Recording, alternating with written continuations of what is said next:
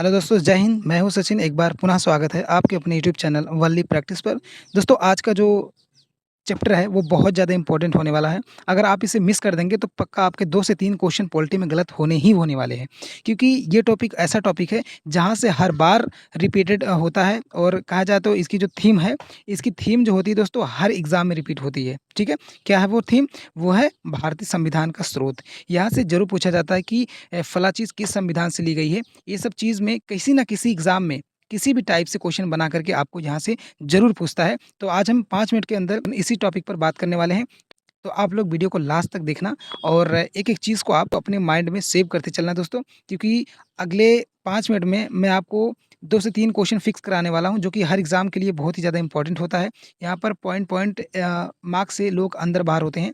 आपके लिए तो मैं 3 नंबर का जो क्वेश्चन है वो मैं कराने जा रहा हूँ। तो आप लोग प्लीज़ इसे ध्यान से पूरा वीडियो को देखना। और दोस्तों, मैं आज घर आया हूँ, तो इसलिए मैं बोर्ड पे क्लास नहीं ले रहा हूँ। ठीक है? तो घर आया हूँ तो यहाँ पर जानते हैं कि घर का माहौल कैसा होता है। तो मैं चाह रहा हूँ कि जब तक घर पे हूँ, मैं छोटे-छोटे टॉपिक्स में जो जो थीम बार-बार रिपीट होती है, चाहे प्री चाहे मेंस के लेवल से, उन चीज़ों को मैं जब तक घर पे हूँ, यानी 2 से 3 दिन घर पे रहूँगा, तो 2 से 3 दिनों में मैं उन चीज़ों को एकदम से खत्म कर दूँ, जो बार-बार एग्ज़ाम में पूछे जाते हैं, जिनकी थीम बार-बार रिपीट होती है। ठीक है? तो आशा करते हैं कि आपको वीडियो पसंद आएगा। और दोस्तों, अगर वीडियो पसंद आए तो प्लीज़ एक लाइक, सब्सक्राइब ज़रूर करना। ठीक है दोस्तों? तो चलिए वीडियो को करते हैं शुरुआत, और लास्ट में कमेंट करके बताना कि वीडियो कैसा लगा। ठीक है दोस्तों?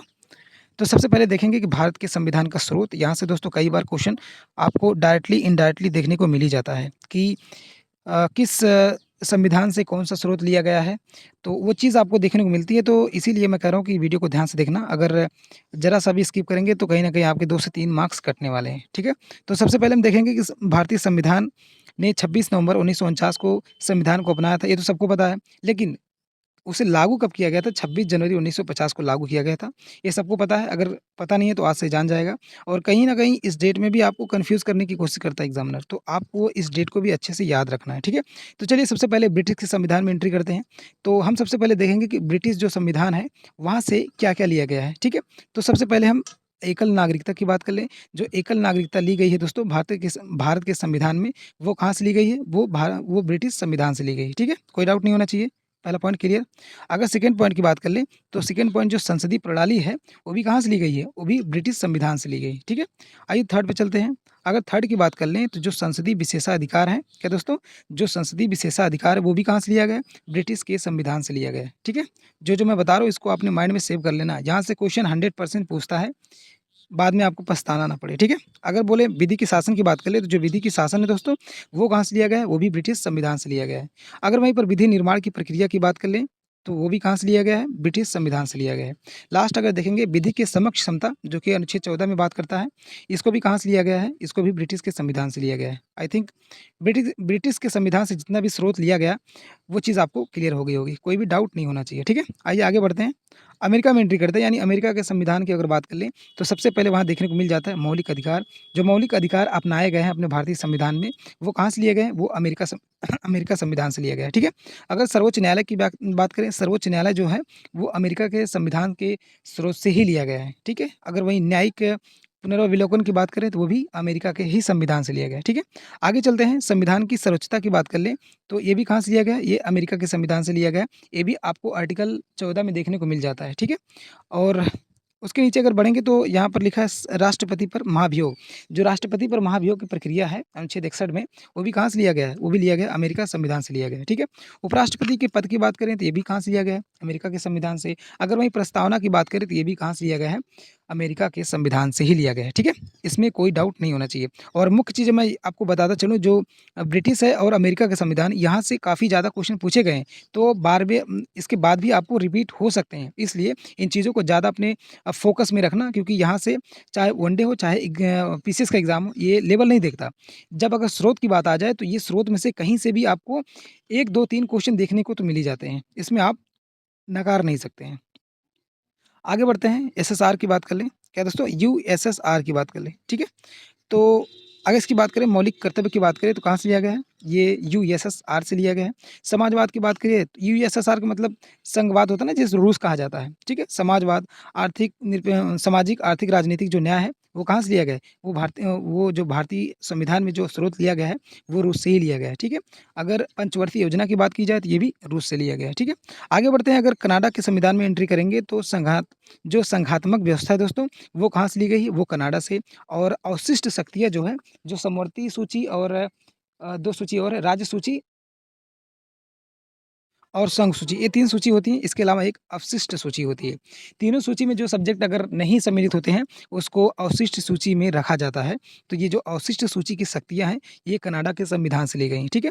आगे बढ़ते हैं, अगर राज्यपाल के पद की बात कर लें, तो वो कनाडा के संविधान से लिया गया है। वहीं अगर जीएसटी के रूप की यानी स्वरूप की बात कर लें, तो वो भी कनाडा के संविधान से ही लिया गया है, ठीक है? कोई डाउट नहीं होना चाहिए। आगे बढ़ते हैं। आगे अगर बढ़ेंगे, फ्रांस की बात कर लें, तो फ्रांस से क्या-क्या लिया गया है? फ्रांस से गणतंत्र जो है वो कहाँ से लिया गया है? फ्रांसीसी संविधान से लिया गया है। जीएसटी का जो प्रावधान है वो भी फ्रांसीसी संविधान से ही लिया गया है, ठीक है? आगे बढ़ेंगे, अगर ऑस्ट्रेलिया, ये भी हमारे लिए बहुत ही ज़्यादा महत्वपूर्ण है, कौन-सा? ऑस्ट्रेलिया का संविधान। यहाँ से बहुत ही मुख्य चीज़ें पूछी जाती हैं, ठीक है? सबसे पहले समवर्ती सूची की बात कर लें, तो ये ऑस्ट्रेलिया के संविधान से ली गई है, ठीक है? प्रस्तावना में जो भाषा लिखित होती है, जो प्रस्तावना हम पढ़ते हैं, जो भाषा उसमें पढ़ी जाती है, जो लिखी गई है, वो ऑस्ट्रेलिया के संविधान से ही ली गई है, ठीक है? अगर केंद्र और राज्य के संबंध की बात करें, तो ये भी ऑस्ट्रेलिया के संविधान से ही लिया गया है, ठीक है? कोई डाउट नहीं होना चाहिए। आगे बढ़ते हैं, आयरिश, आयरिश बोले तो आयरलैंड की बात करें, ठीक है? यहाँ पर नीति निर्देशक तत्व है दोस्तों, वो बार-बार पूछता है, तो आपको इसको अच्छे से याद रखना है कि नीति निर्देशक तत्व कहाँ से लिया गया है? आयरिश थे या आयरलैंड से, या दोनों ऑप्शन आपको देकर कन्फ्यूज़ कर सकता है, तो आपको दोनों ऑप्शन याद होना चाहिए, ठीक है? अगर वहीं बात करें, राष्ट्रपति के निर्वाचन की जो रीति है, वो भी कहाँ से लिया गया है? आयरलैंड से लिया गया है। राज्यसभा में जो 12 सदस्य मनोनीत करता है, कौन? राष्ट्रपति, वो कहाँ से लिया गया है? वो भी आयरलैंड से ही लिया गया है, ठीक है? आगे बढ़ते हैं, अगर जापान की बात कर ले, तो यहाँ पर जापान में जो कहा गया है, कह रहा है कि विधि द्वारा स्थापित प्रक्रिया, क्या दोस्तों? जो विधि द्वारा स्थापित प्रक्रिया है, वो कहाँ से लिया गया है? वो जापान के संविधान से लिया गया है, ठीक है? आगे बढ़ेंगे, अगर जर्मनी के संविधान की बात करें, तो सबसे महत्वपूर्ण जो स्रोत है, ये जर्मनी से लिया गया, क्या? आपात उपबंध, जो आपातकाल लगते हैं, तो इनके बारे में जो प्रावधान है, वो कहाँ से लिया गया है? जर्मनी के संविधान से लिया गया है, ठीक है?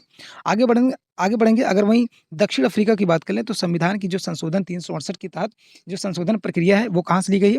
वो दक्षिण अफ्रीका के संविधान से ली गई है, ठीक है? आई थिंक कोई डाउट नहीं होना चाहिए, ठीक है? विदिन 5 मिनट में, 5 से 7 मिनट में मैंने भारतीय संविधान के जो स्रोत है आपके समक्ष रखा, और आशा करते हैं कि आप इसे बार-बार रिवाइज़ करेंगे और इसे अपने माइंड में कंठस्थ कर लेंगे, क्योंकि यहाँ से बनने वाले क्वेश्चन आपके सही होने वाले हैं, अगर आप इसे अच्छे से याद कर लेते हैं, ठीक है? इसमें कोई डाउट नहीं होना चाहिए कि यहाँ से क्वेश्चन आता है कि नहीं आता है। पिछला पीवाईक्यू आप उठाकर देख सकते हैं, वहाँ से आपको साक्षात इसके दर्शन हो जाएँगे, ठीक है? कि पूछा गया है कि नहीं पूछा गया। तो आपसे रिक्वेस्ट है, प्लीज़ वीडियो को ज़्यादा से ज़्यादा शेयर करें और अपने दोस्तों के साथ शेयर करें, और वीडियो को बार-बार रिवाइज़ करें, ताकि यहाँ से बनने वाले क्वेश्चन आपके अंडर में हों, ठीक है? तो दोस्तों, कैसी लगी आज की वीडियो? कमेंट करके बताना।